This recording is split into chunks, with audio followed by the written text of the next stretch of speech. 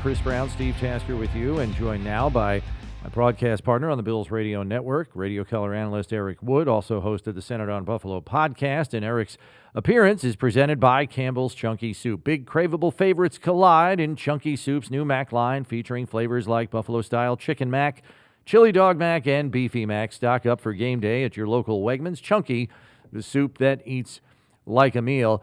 Just had some breaking news here, Eric, as we bring you on the air. Michael Badgley released from the practice squad, so no more kicking duties for him in a Bills uniform. Presumably, this means that Mr. Prater is ready to resume his kicking duties, and it's nice that he'll get a Week 18 game as a warm-up for the postseason. Just your thoughts on, how the kicking game really was a factor in yesterday's loss. It was a factor in yesterday's loss, and coming into the season with you got Tyler Bass, your franchise kicker. It's been kind of a roller coaster ride, and good job on Matt Prater being able to steady the ship for most of the season. And then, these last couple weeks, kicking game's been an issue. We missed the landing zone against Cleveland. We gave them a drive start at the 40. We missed a PAT in that game, which ended up being a tighter game than most assumed. And then yesterday, if you make two PATs on your last two possessions, you win that football game. And so, that's the fact of the matter. But the thing you'll say in the locker room is, we shouldn't have let it come down to that, and that's fine. We should have either made the plays at the end, converted that 2-point conversion. We should have, had a wider margin where it doesn't play a factor. But the fact of the matter is, and I'm not just saying this because, Steve Tasker's right there, but special teams, when you have a small margin for error, play a major factor in a lot of games, whether that's field position throughout the game or hitting big returns, whatever that may be, or in this case, missing kicks. Yeah, it's a tough day for the special teams don't matter crowd. But yeah, no doubt. And you and I said this is, and you got the Shakir long return that sets up, one of their late drives. That's the fact of the matter right now. Yeah, and it's I said this earlier as well. You're in a 1-point game, right? You're in that kind. It's a rock fight. Nobody's scoring 20 points. They're just you can't score in this game, right? So when you're in this 1-point game, there's like 12 or maybe even 15 plays in this game that everything changes. If they kick a field goal on 4th and 2 instead of Josh pulling up short, if Josh doesn't throw the forward pass and have it ruled a fumble, you get a field goal chance there. If Josh doesn't take the sack, you're in field goal range down there in the first half. All that stuff changed, and there's play after play after play after play, and you're talking 1 point, and that's kind of where you live in games like this. Certainly, it's a tough loss. It's a game you hate to lose, but man, that's the details. And when you get into games like this, when they're this close, that's what you're talking about. No doubt. You talk about that deep ball that Josh barely misses to Cooks down the field, which I love him taking that shot there. Hey, you got 2 weeks left in the season, getting ready for the playoffs. Try and get on the same page as him. He connects on the long one. I think Brandin Cooks is going to be kicking himself today that he let himself go down to the turf on that catch. A veteran receiver knew he had separation. I don't think he had to leave his feet to kind of fall back to make that catch. Now, I'll say this. You dropped those last two shots in the previous two games. You're saying, this ball's coming down with me. I'm not worried about the yards after the catch. Maybe I was previously where I had a couple crucial jobs in the previous two games. But, I love the fact that they were able to take some shots down the field. Obviously, Cooks goes over 100, so it looks really good. But just the fact that they're taking those shots to be able to keep teams honest to where you potentially have a deep threat. Shavers has the one high-pointed ball down the field, which was a great catch by him. He's also just a phenomenal blocker, runs routes hard to free people up. He's a guy that you love having on your squad. It's easy to understand why the coaching staff brags on him constantly when you go back and look at the tape. But, yeah, the margin for error yesterday in the rain, likely a tough game, and all that considered, you can't make the amount of mistakes the Bills did and win the football game generally speaking, but you almost do it. And then you have a misfire at the end on a great play design. I love the play design. We saw this last week. So that's the same throw that Josh missed to Khalil Shakir. It's the same route, maybe not the same full route combination on the field. The Bills love their mesh concept. You get the guys going across the field, either sit in the open zones or rub the man-to-man defenders as you go across the field. Last week against Cleveland, Josh barely overthrows Shakir as he fakes the mesh going across the field, splits out, smokes the corner going out, does the same thing on the two-point conversion, and Josh barely misses him again. That's I would imagine 17 and 10, and whoever else could potentially be running that route back out to Josh's left will be repping that over and over in this next week of preparation. Flipping it over to the defensive side, an unbelievable effort in the second half, and I know you commented on the broadcast about this, so I'm going to give you another chance to do it here. But just the blitz scheming of Bobby Babich and Coach McDermott, Jalen Hurts did not know which way was up in the second half, and they're talking in Philly today about how Jalen Hurts can't handle blitzes. What did you like most about the scheming that we witnessed in the second half there by the defensive coordinator and the head coach? Yeah, it really was throughout the game. You know, they got 3 scores in the first half, a touchdown off the turnover, and then 2 other field goal drives. But at one point in the third quarter, we had a 43.5% blitz rate, which is abnormally high. Usually we see that more towards the fourth quarter when it becomes desperation time. We were playing that aggressive Bills defense all throughout this game, but I thought that they were creative in the guys that they were bringing on each play. They got different looks to help try and free up guys in the rush packages on obvious pass situations.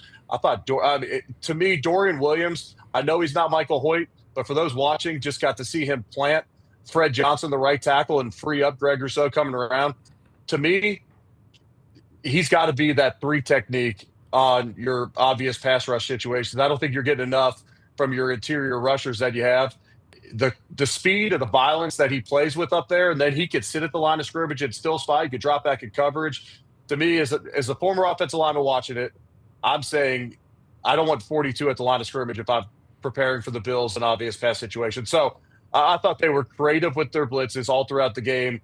It kept Philly's offense unbalanced throughout, and give credit to Sean McDermott and Bobby Babich for a game where now you're without Daquan Jones, you're without Jordan Poyer, you lose Bernard early in the game, and they called a rock-solid game, and then obviously the players on the field got to execute. What do you think about the fact that the Bills, every so often, and it's been an inconsistent year on both sides of the ball, right? I mean, bad first half, great second half, or vice versa, whatever you want to call it.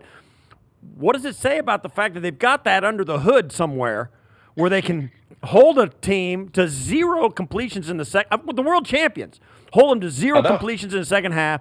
They got the defending offensive player of the year, holds 82 yards. The whole team is 82 yards rushing. I mean, what's it say about them having that under the hood and then only pulling it out like for a half a game, or they just can't do that consistently? What do you make of that? I will say this. I feel like they are on a more consistent basis putting it together more often. I understand you give up the opening drive score to Cleveland last week and they scored 20 against you, but 20 is not a high number in this league. And, you look at, some of the games that we've had recently and the way they've been able to keep the Bills in games or make the plays at the end of the game. I'm more encouraged by this defense right now at this point of the season than the rest of it. And that's as we continue to get dinged up on that side of the ball. I mean, don't let this defense start to get healthy and get an Ed Oliver back, get a Daquan Jones back for the playoffs, a healthy Jordan Poyer. I mean, we're starting to look like a unit on that side of the ball where if we can start clicking on offense on a more consistent basis, and we're going to be a tough out in the playoffs. And I think we're a tough out in the playoffs regardless, because this team has absolutely no quit in it. They have an unbelievable belief at the end of the games where just get a couple stops. Here we go. We can make this happen. Now, you don't want to live like that, but this team is not going to be an easy out in the playoffs. I can guarantee you that. And I'm very encouraged by the defensive side of the football right now. And I'll say this. I understand we missed the two-point conversion at the end of the game. We're all disappointed. We're all disappointed that we lost the game yesterday. Second last game at Highmark. Maybe the last one that the starters play the full time. I feel about the exact same way, and maybe even a touch better about our chances in the playoffs after yesterday's game. I don't think that Miami's got a shot to beat New England. We probably weren't winning the division anyways. We're going to be the 5, 6, or 7 seed. See a performance like that from your defense, you see some downfield passing. to me, we saw some encouraging things. It remains to be, can we eliminate the mistakes come crunch time, come playoff time? If they could do that, I'm almost even a little bit more encouraged after this loss yesterday about this Bills team than I was heading in. And hopefully you have a kicker in there that you have confidence in, to where on 3rd and 8, Josh takes a sack because he's trying to make something happen, because he might not have confidence that we're going to be able to kick a field goal in that situation. I know he takes you way out of it. And if you're going to go for it on 4th and 8, that, throw that ball away or take a check down. But when you have a kicker you can rely on, it changes a lot of your game planning and decision making throughout the game as well. Right. So the game is almost seen as a blessing in disguise, and I kind of thought this to some degree too. And Steve and I have discussed this as well, Eric, so I'd be curious to get your take on it. Because the Bills had come into this having won, 4 in a row. You look at teams like the Jaguars, who have won 7 straight, the Houston Texans, who have won 8 in a row. Like, it is hard to continually perform at that high rate without a loss or a down performance, especially going into the playoffs. So I don't know. There's some weird thing there too that kind of has me optimistic that you got a loss out of the way where things didn't go right for you and you made a couple of ill-advised decisions. Now you can use those. And look, I know Bills fans are tired of hearing Sean McDermott saying we're going to learn from this, but I think there are some good lessons in this 1-point loss yesterday that serve as stark and important reminders to the players on this roster about how much the details matter. Where do you come down on that?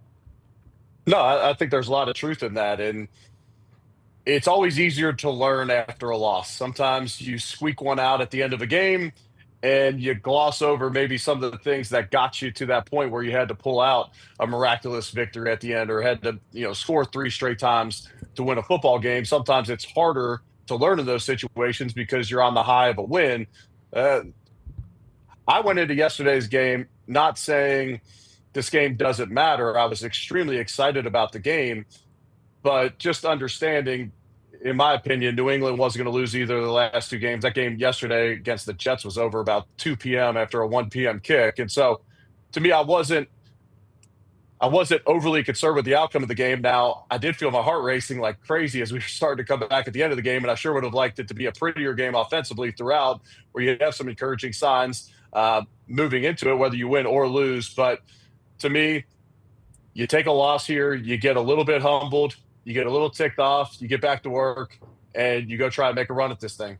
Yeah, my superficial fan in me, my casual, lazy fan, Houston is going to have to win 12 straight to get to the Super Bowl. Jacksonville's going to have to win 11 straight to get to the Super Bowl, and that's at the end of the regular season through the wild card divisional. The law of averages. The law of averages, it's hard, man. And I know somebody's going to have to be special at the end of the season and get there. But to play like that and to walk in and on a streak like that, and I get it too, you got to be playing well. And when the team is playing well, usually they do win. Hard to sustain but my good luck, bad luck, karma this, destiny kind of thing like that says there's no way, right? But me and Steve sit on a blackjack table and we say, look, it can't possibly. Right. At some point, the dealer has to bust, right? And the law of average, if it's an auto shuffle 6 deck, you got the same odds every time. But yeah, I see your point exactly there. And to me, as you look around the AFC playoff picture, when you look at who's going to be in the dance now, and we don't know if it'll be Pittsburgh or Baltimore, Aaron Rodgers obviously has more playoff experience than Josh Allen, but there's no one on the planet that would say they'd rather take Aaron Rodgers right now over Josh Allen. And you look around, and there's going to have to be a lot of quarterbacks that, step up. These young guys, Trevor Lawrence got some experience, Justin Herbert's got some experience. Obviously, Stroud has playoff experience, but to me, Bo Nix, we saw him last year in Buffalo for his only playoff game. If any of these young dudes can show up and make a run at it, good on them. And that catapults him and their team, to where this next offseason we're talking about Burrow, Mahomes, Allen, and maybe it's Drake May, maybe it's Bo Nix, maybe it's Justin Herbert. We'll see. But as you look around, I'm taking Josh Allen all day in these situations. Okay, so let's spin it forward, Eric, to Sunday, 425. Obviously, there is playoff seeding to be had with a victory. Granted, you need some help to achieve that. How do you play it roster-wise? Is everybody that's important sitting down? Is it just Josh? Do you let James Cook go for the rushing title? How are you handling Week 18? If it's my decision, you give Josh the start, and then you set him down. You get James Cook out of there as quick as you can. Probably Bosa, Rousseau, Benford. Obviously, you can't sit everybody. Maybe Cole Bishop on the back end of the defense. Just the way the rosters are, you can only sit so many guys. But to me, whether it's Deion Dawkins, you got to sit a number of guys here to say, I'm going to put these guys in a bubble for this game, for this week, for these next, 13, 14 days as we prepare for this playoff game. I'm putting them in a bubble. I'm not saying the rest of these guys are expendable, but some guys have to play in this game. And then you go out and try and fight for a win against a Jets team that is awful right now. And heck, if it's Brady Cook versus Mitch Trubisky, I don't know that they have the edge over our backup quarterback. So I say all that. You go out and fight to get the win, but you put some of these guys in a bubble. Josh goes to the X-ray room again after the game was reported, and to me, he's a warrior out there, but you do not put him in harm's way. Let him keep that start streak alive. Yeah, if take a something were to snap happen and to get out. Trubisky, if something were to happen to Trubisky, you put Josh in the game, and it's quick game and handoffs. But to me, getting to the dance healthy, whether it's the 5, 6, or 7 seed, getting to the dance healthy is objective number one right now. Yeah, and you're playing, the New York Jets, whose coach questioned their effort last week against the Patriots, who beat them by 32, I believe. They haven't scored more than 14 points in 5 of their last 7 games. They've struggled to get in the end zone. So you kind of feel like, if you needed this win to win, you're going to get it, right? They don't really need – they're in the playoffs, and like you said, the 5, 6, or 7 seed, you still got a good team, a good matchup.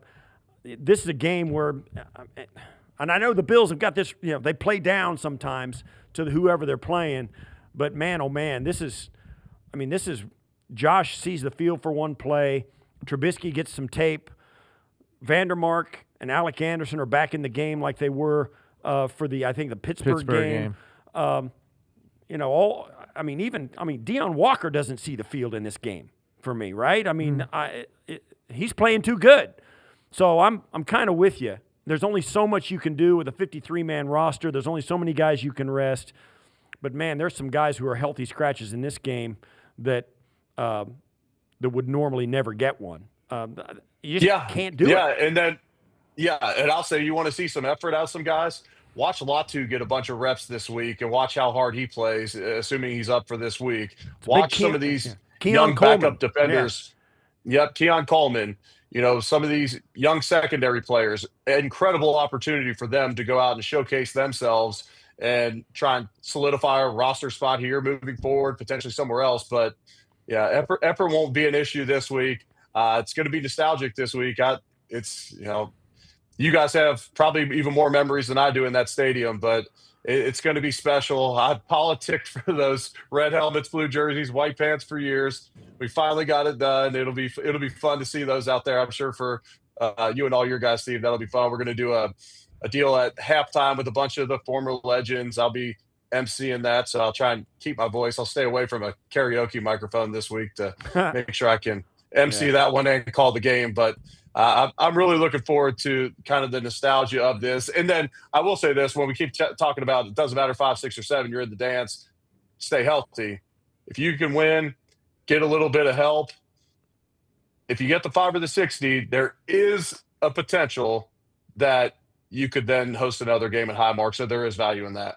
Yeah. Eric, thanks for the time as always. Have a happy new year, and we'll see you in 2026 this weekend. Sounds good. Thanks, guys. Happy New Year.